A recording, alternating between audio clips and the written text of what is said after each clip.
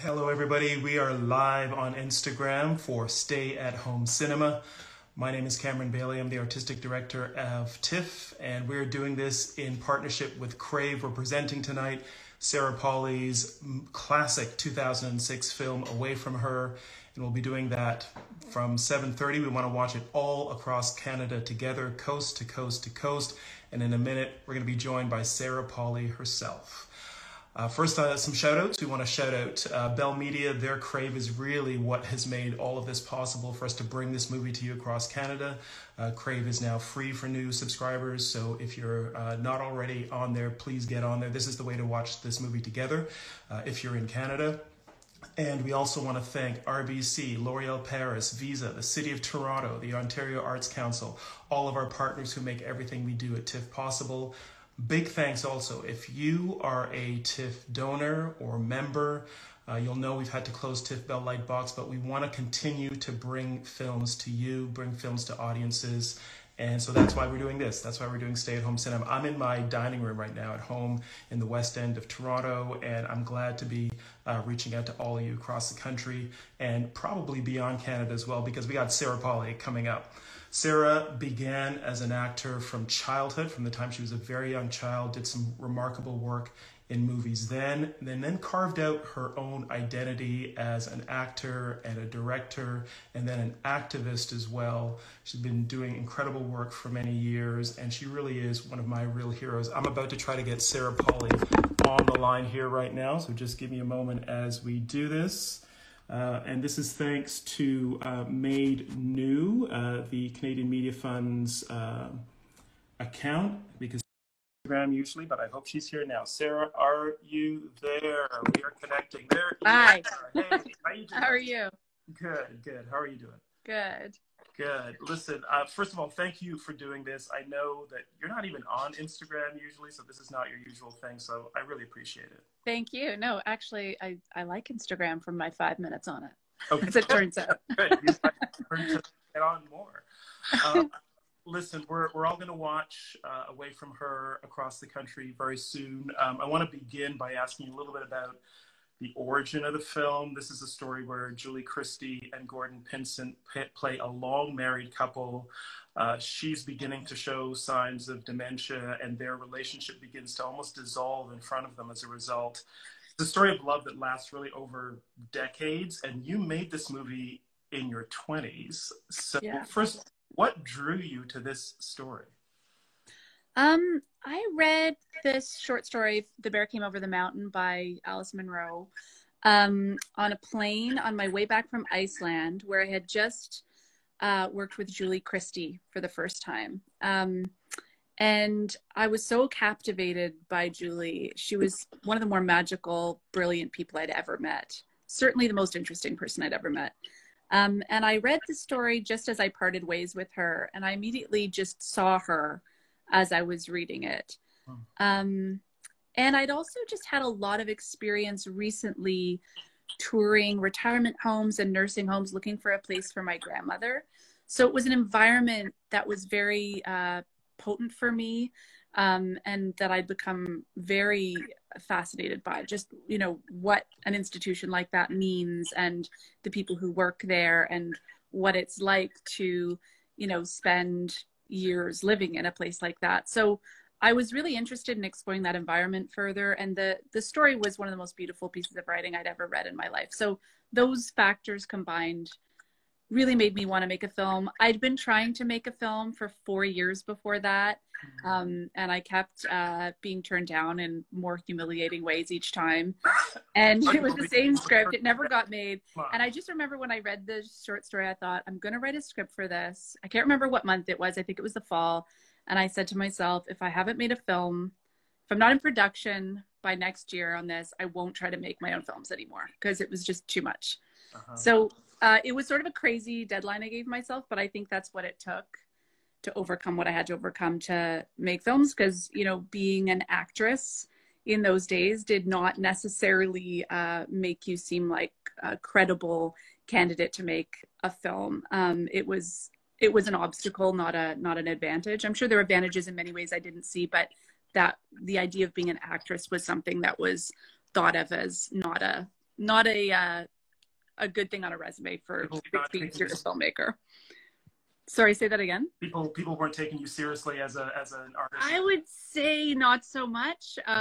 So I made a lot of shorts, but just getting to that next moment of making a feature film was hard. And so a lot of things happened and conspired. I mean, I put a lot of energy into this. I had Julie attached to it at a certain point.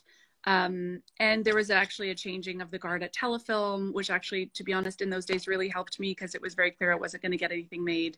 That's the Canadian National Funding Agency that eventually did support the film. And they supported the film wholeheartedly and with a lot of energy. The sort of new people who came in to Telefilm at that time put a lot of their weight and energy behind it. So I was very lucky. People like Dan Lyon and Wayne Clarkson, and it just was an incredible, that's the reason I got to make films. I would never have made a film without them. Now, I know that when you first approached Julie, you didn't get enthusiastic response right away from what I've heard. What did she say when you first told her you wanted her for the lead in your film?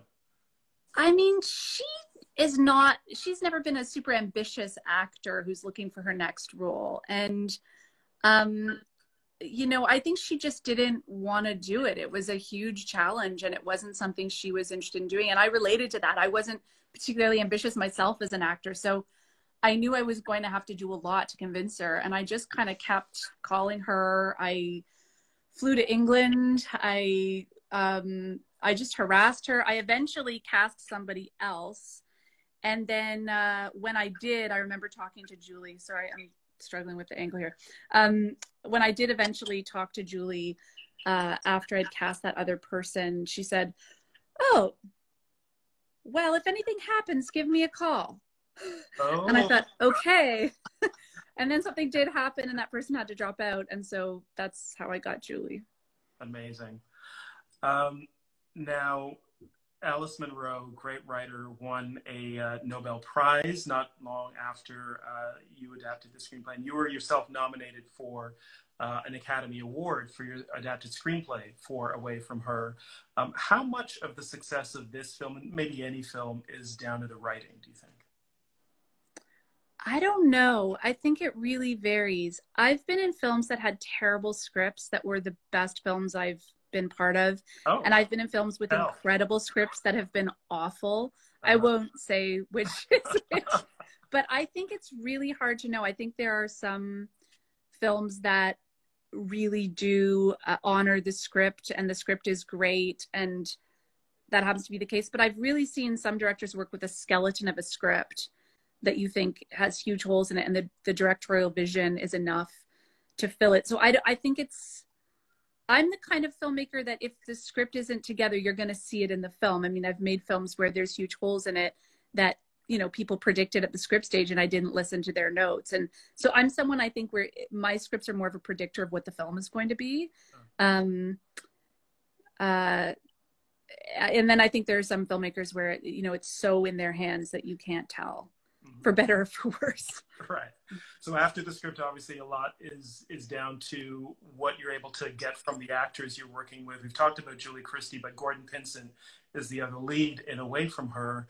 And I wonder if you could tell us a little bit about casting him and directing him as an actor. This is a guy who'd been working for decades in Canada already. He was a legend. He'd been doing so much on big screen, small screen, stage. What was he like to direct?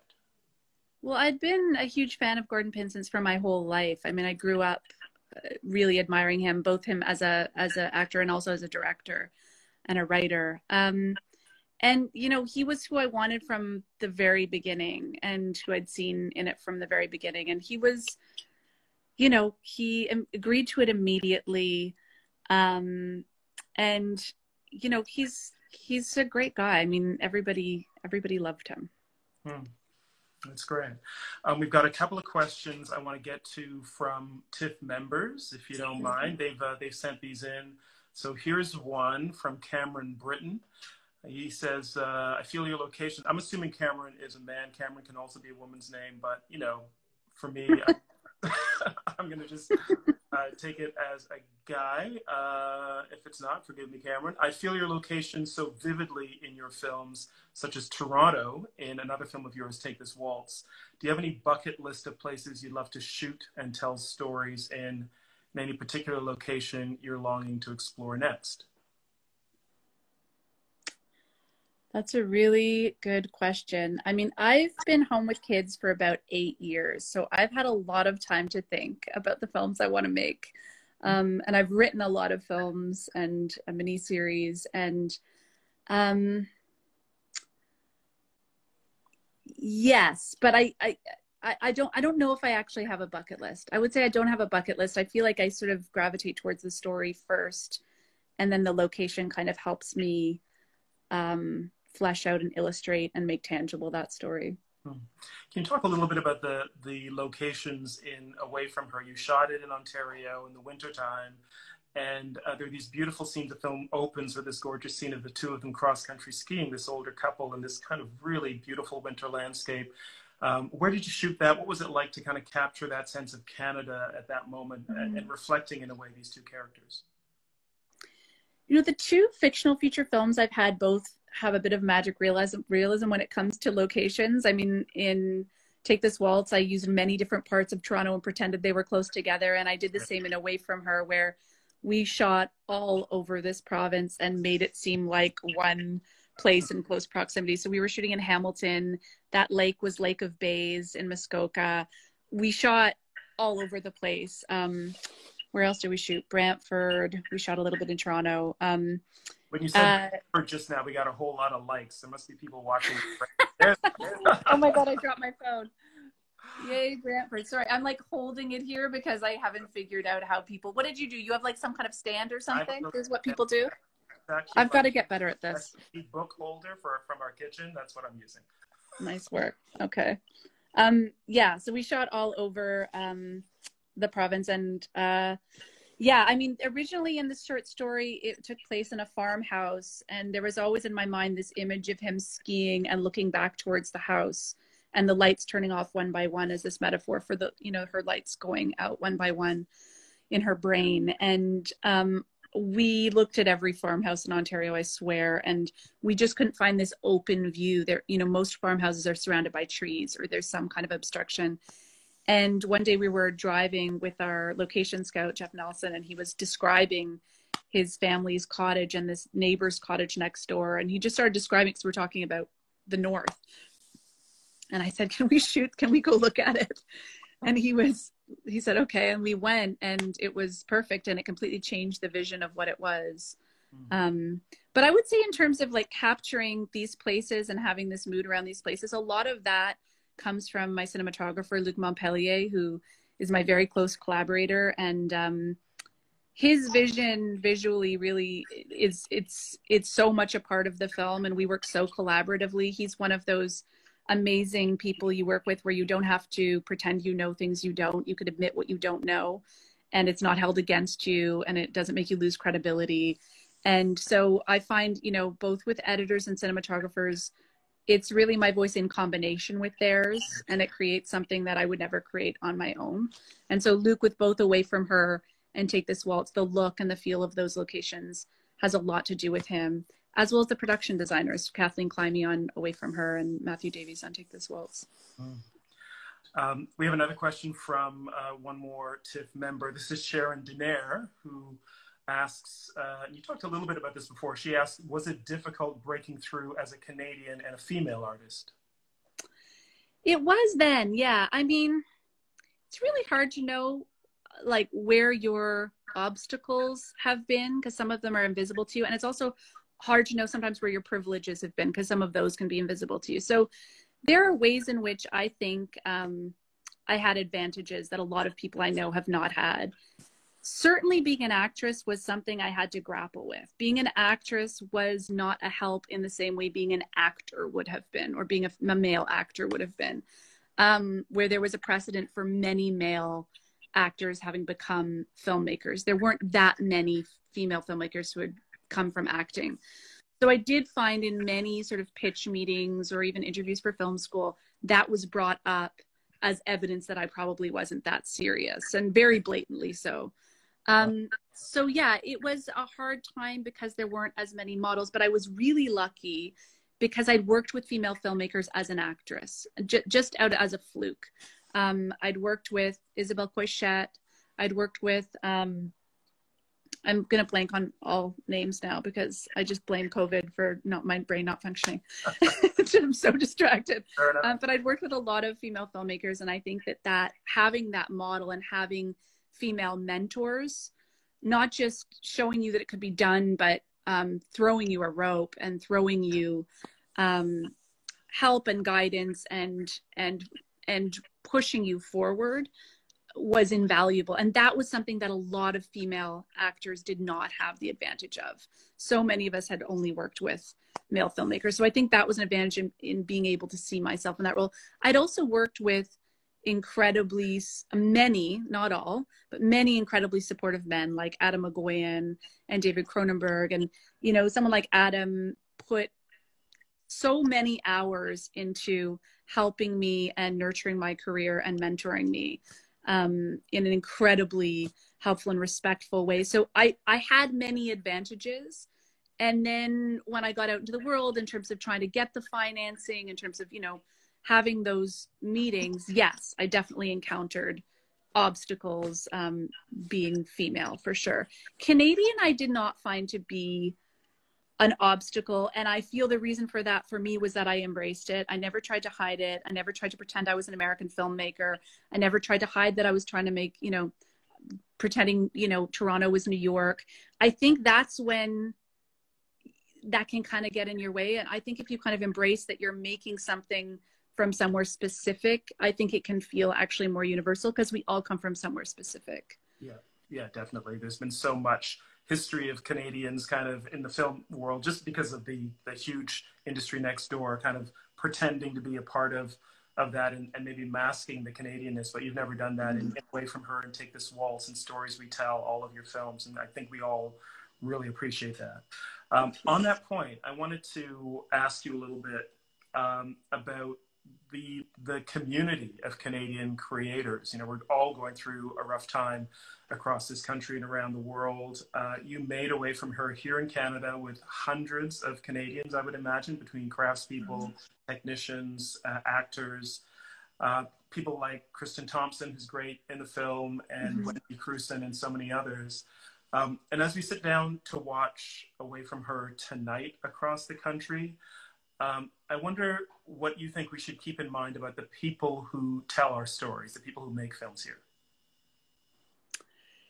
You know, if you stay in Canada and make films, you're not doing it for money and you're not doing it for fame. You're doing it because you believe deeply that you want to express something about here and for Canadians as well as the world. And you know, a lot of, probably all of the people who worked on Away from Her are out of work right now, as are, you know, so many other people everywhere.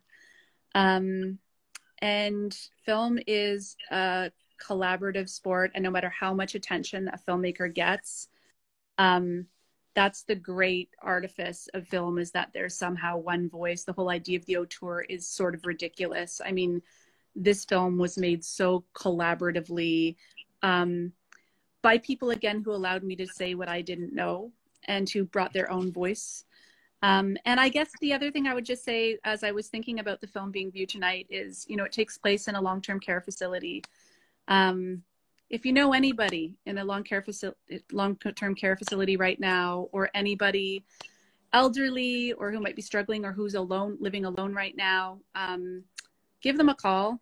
If you have a good relationship with them, it doesn't matter how close, just give them a call. Because I think right now people need to hear from people and to know they're being thought of. People with addictions, people with mental health issues.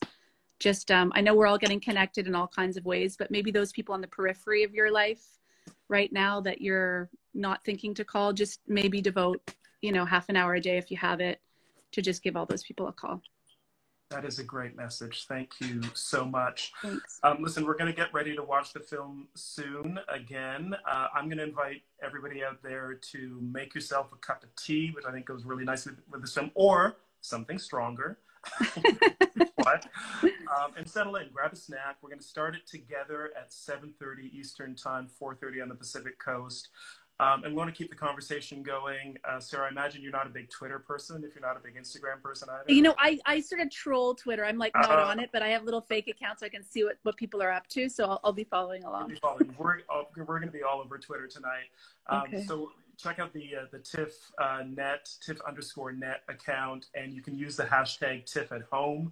We're going to be watching away from her and responding to it and just sharing our reactions. Sarah, again, thank you so much for doing this. Thank you for doing this series, Cameron. It's really wonderful. I loved The Princess Bride, and I watched the 90% Kids. So please, thank you so much for doing this for us. Thank you. We're going to keep it going. All right. Take care. Bye. 7:30, everybody. Thank you.